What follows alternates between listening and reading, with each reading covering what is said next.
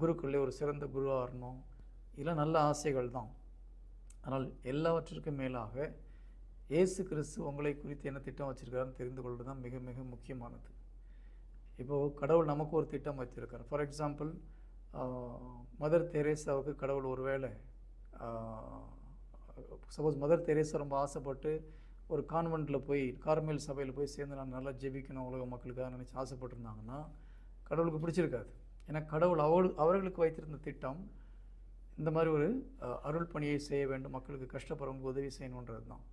ஒருவேளை குழந்தை தெரேசால், புனித குழந்தை தெரேசால் அவர்கள் அன்னை தெரேசாவை போல நான் கஷ்டப்படுற மக்களுக்கெல்லாம் போயிட்டு வெளியில் போய் நான் உதவி செய்யணும்னு நினச்சி காணொன்று விட்டு வெளியில் போயிருந்தாங்கன்னா இயேசு கிறிஸ்துக்கு பிடித்திருக்காது.